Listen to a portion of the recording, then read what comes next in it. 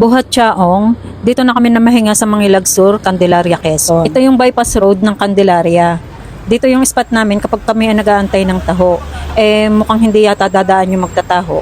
Kaya pagpunta na lang namin ng simbahan, baka may magtataho doon. Ito yung simbahan ng Guadalupe. Ang ganda, no? Sa parking pa lang hindi ka na mamumroblema at napakaluang dito sa loob. Ay, wala pa rin ako makita magtitinda ng taho. Mukhang sa daan na lang kami maghahanap. Asan na ba kayo magtataho? Kung kailan kayo kailangan ng amin tiyan, saka kayo wala. May nakita kaming bibingkahan dito sa Barangay Manggalang 1, Sariaya, Quezon. Nag-stop over muna kami para mag-almusal. Hindi ka pwede mawala. Break time. Almusal po namin. Dumaan na din kami sa tropa naming biker na taga Barangay Montesillo, Sariaya, Quezon. Kwentuhan lang ng konti, tas go na uli. Man, magdala ka nga na rin. Nareo!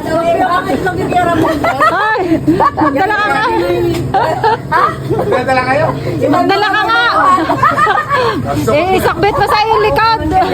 At ito na nga na dito na kami sa Gisgis, Sariaya, Quezon. Sadyang hanggang dito na lang kami, hindi na kami lalayo.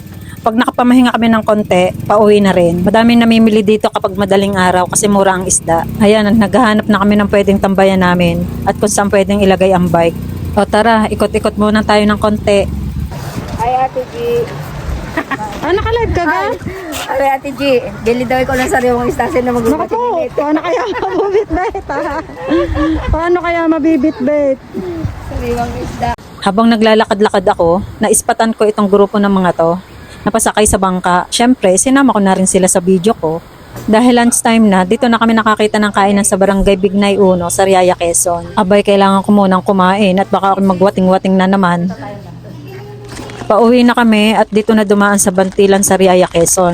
Mahaba sana itong video ng kalsadang ito eh. Kaya lang lumubog na yung phone ko sa aking pinaglalagyan. Natakloban na yung lens. Mamumura ako nitong asawa ko ay bumalik. Alam na palpak na naman ang ginawa ko.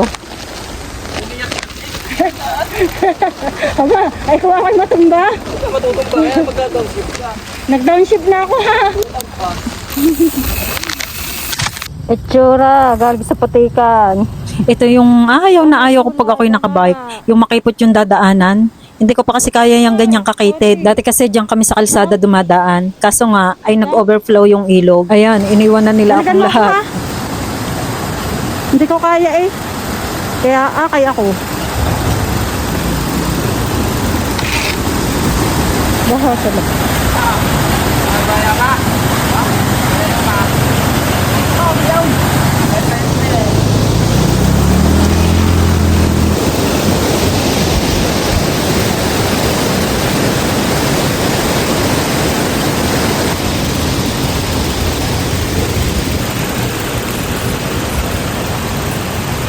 Ito pa ang isang tulay, overflow din. Natatakot ako pagka ganito eh. Tapos may kasalubong pa akong nakamotor. Ang tagal tumawid. Hindi ko pa naman kayang may kasalubong lalo't baha. Baka ako'y mataranta sa ilog ako mag-shoot. Ayun, nagpalamang yung nakamotor. Ako daw muna, kaya go na ako.